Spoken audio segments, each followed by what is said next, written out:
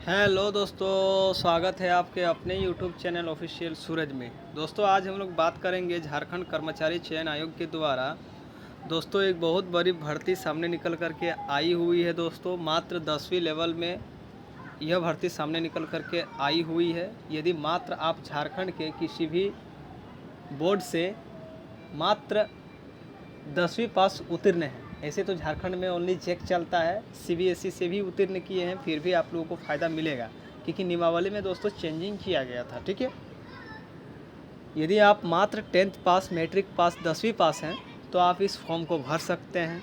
ठीक है, जेएसएससी के तरफ से ये रिक्वायरमेंट आया हुआ था। इस फॉर्म को आप लोग अप्लाई 1 अगस्त 2024 से कर सकते हो। इसका अंतिम तिथि दोस्तों 31 अगस्त 2024 रखा गया है। 1 अगस्त से लेकर के 31 अगस्त तक आप फॉर्म को भर सकते हो। ठीक है, तो आइए इस पोस्ट को हम लोग पूरा डिटेल से देखेंगे, इसका अप्लाई प्रोसेस। ठीक है, कौन कौन अप्लाई कर सकता है ये तो मैंने आप लोग को पहले ही बता दिया कि केवल आप यदि 10वीं पास है तो आप इस फॉर्म को भर पाएंगे। कितना फ़ी रहने वाला है SC, ST, OBC, general, EWS, PWD category के विद्यार्थियों के लिए, महिलाओं के लिए, सभी चीज़ों का मैं डिटेल से बताऊंगा। एग्जामिनेशन मोड क्या रहने वाला है, ठीक है, सिलेबस क्या रहने वाला है, सारा चीज़ों पर दोस्तों मैं वीडियो बनाऊँगा। ठीक है, तो देख सकते हैं यहाँ पर लिखा हुआ है विज्ञापन संख्या 23/2024। परीक्षा का नाम है झारखंड क्षेत्रीय कार्यकर्ता प्रतियोगिता परीक्षा 2024।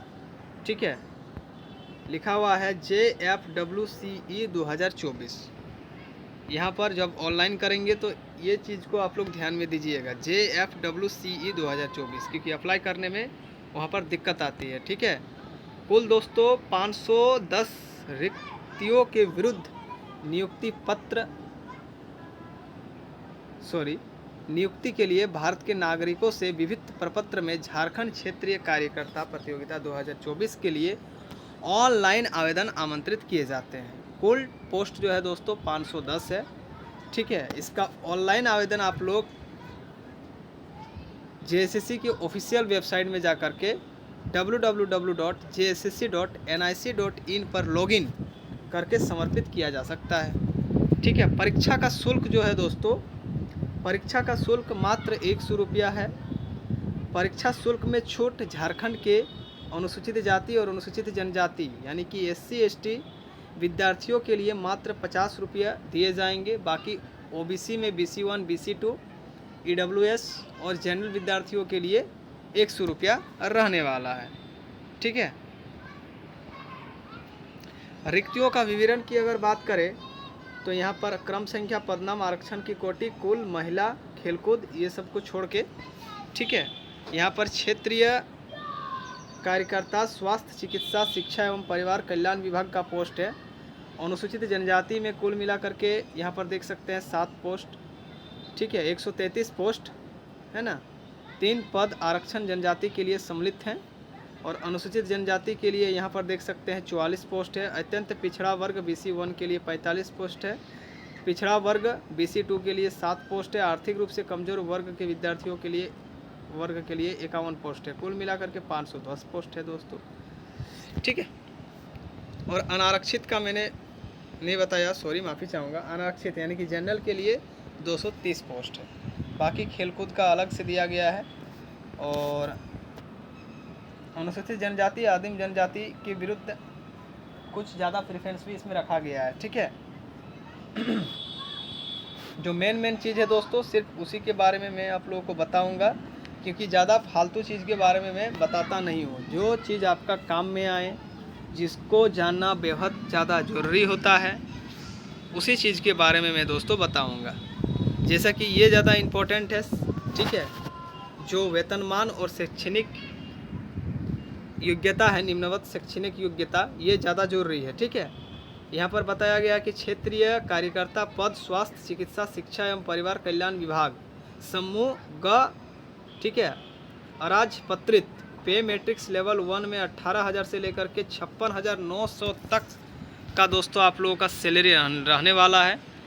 यहाँ पर न्यूनतम शैक्षणिक योग्यता की अगर बात करें तो देखिए यहाँ पर साफ साफ लिख दिया है कि अभ्यर्थियों को आयोग में आवेदन प्राप्त होने की अंतिम तिथि तक जो आपका किसी को यदि मैट्रिक सर्टिफिकेट नहीं भी मिला है, उन लोगों का भी मैं बात बोल रहा हूँ, मान्यता प्राप्त शैक्षणिक संस्था से न्यूनतम मैट्रिक 10वीं कक्षा उत्तीर्ण होना होगा।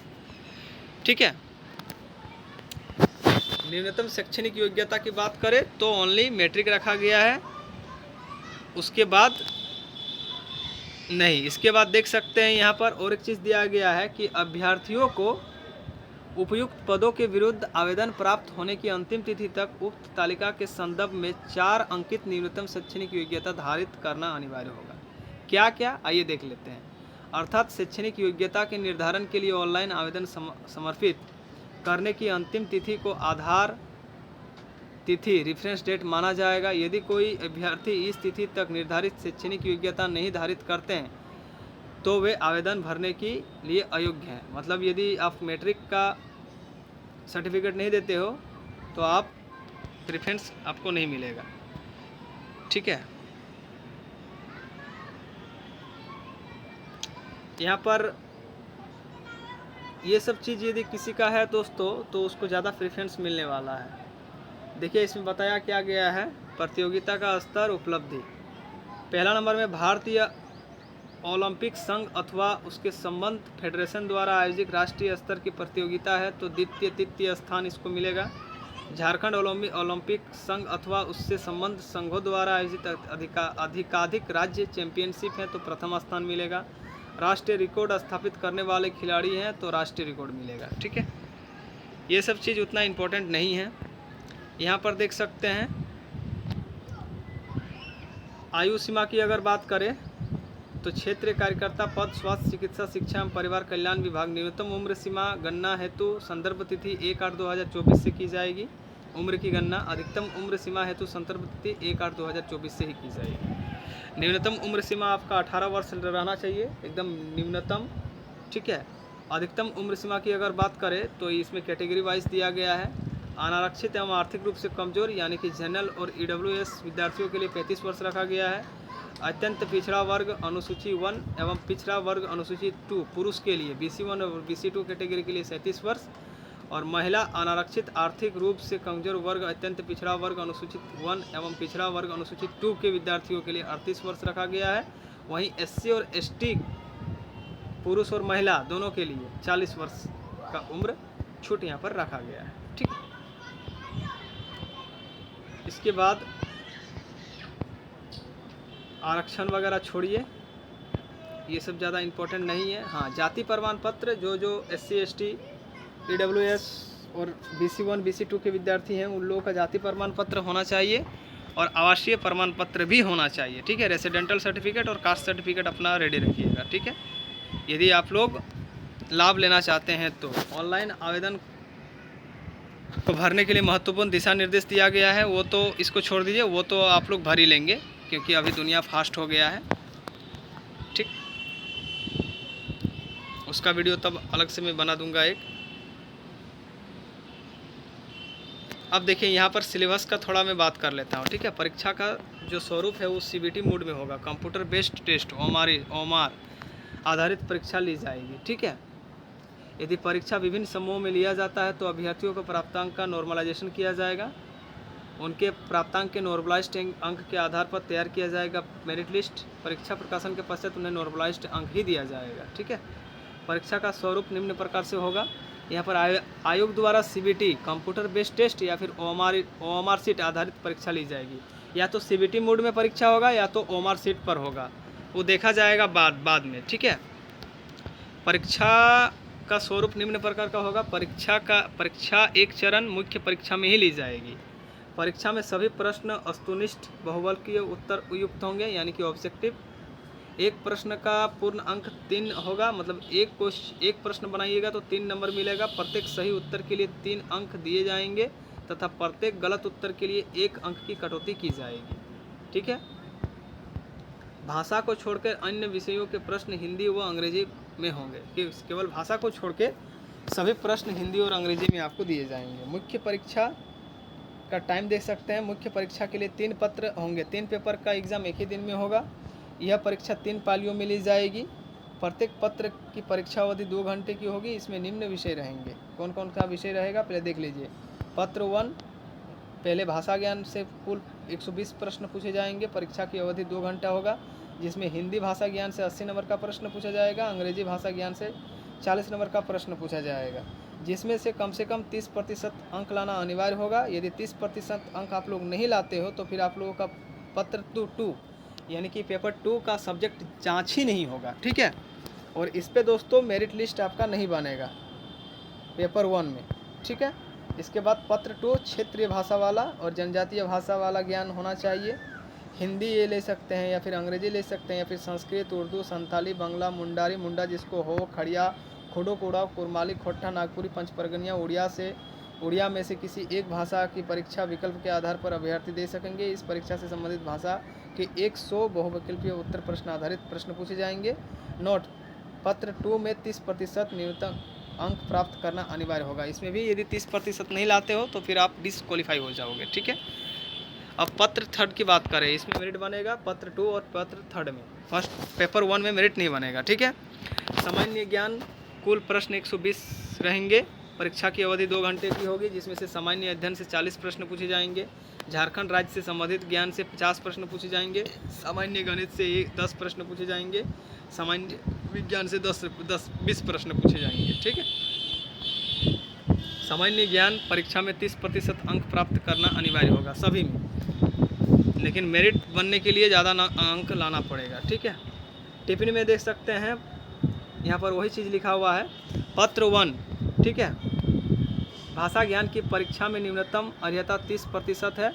इससे कम अंक प्राप्त करने वाले अभ्यर्थी नियुक्ति के लिए चयन हेतु असफल अयोग्य माने जाएंगे तथा ऐसे अभ्यर्थियों का पत्र 2 एवं पत्र 3 का मूल्यांकन नहीं किया जाएगा, माने कॉपी जांच नहीं होगा। इसी तरह चिन्हित क्षेत्रीय जनजाति भाषा पत्र 2 में भी 30% से कम अंक प्राप्त करने वाले अभ्यर्थियों के प्रश्न पत्र 3 का मूल्यांकन नहीं किया जाएगा, जो मैंने आप लोगों को पहले बताया।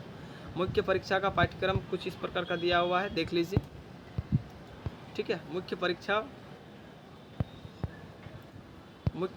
पत्र 1, 2 एवं 3 का पाठ्यक्रम क्रमशः परिशिष्ट 1, 2 एवं 3 पर आधारित है। मुख्य परीक्षा के आधार पर मेधा सूची का निर्माण किया जाएगा, ठीक है। नॉर्मलाइजेशन मेरिट लिस्ट होगा। ये था दोस्तों आपका पूरा डिटेल, ठीक है।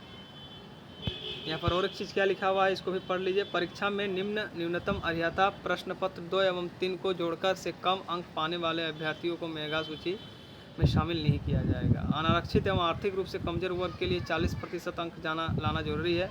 अनुसूचित जाति अनुसूचित जनजाति के लिए 32% अंक लाना जरूरी है। अत्यंत पिछड़ा वर्ग BC 1 के लिए 34%, पिछड़ा वर्ग BC 2 के लिए 36.5%, वहीं आदिम जनजातियों के लिए 30% अंक लाना जरूरी है, ठीक है। अभ्यर्थियों का प्रमाण पत्र का सत्यापन उसके बाद होगा।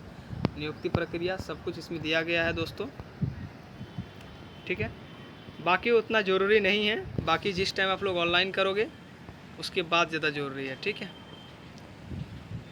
अब इसके बाद देखिए यहाँ पर सिलेबस का पूरा परिशिष्ट दिया गया है।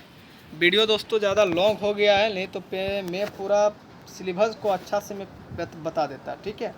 कहाँ से प्रश्न पूछेंगे, कहाँ से प्रश्न नहीं पूछेंगे, देखिए यहाँ पर पूरा डिटेल में ये चीज़ दिया गया है, ठीक है। खोट्ठा का सिलेबस है आपका, कुड़माली का सिलेबस है, खोट्ठा का है, फिर उड़िया का है, फिर पंचपरगनिया का है, फिर संथाली भाषा का है, संस्कृत भाषा का है, नागपुरी भाषा का है, मुंडारी भाषा का है। बाकी पेपर 3 का भी दोस्तों यहाँ पर सिलेबस वगैरह सब कुछ दिया गया है, लेकिन मैं उतना बड़ा वीडियो बनाऊँगा तो फिर वीडियो को कोई देखेंगे नहीं, जिस वजह से पूरा वीडियो मेरा बेकार चल जाएगा। इसीलिए दोस्तों मैं सिलेबस का एक अलग वीडियो आप लोगों को बना के प्रोवाइड करूंगा।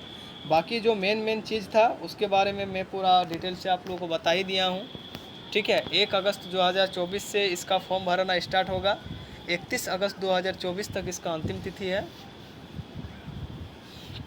ठीक है। इसका सिलेबस का मैं एक अलग वीडियो आप लोगों के लिए बना दूँगा, ठीक है। तब तक के लिए मैं आप लोगों से विदा लेना चाहता हूं। मिलते हैं बहुत जल्द एक नए वीडियो के साथ, एक नए भर्ती के साथ। तब तक के लिए जय हिंद, जय भारत, जोहार झारखंड। Thank you.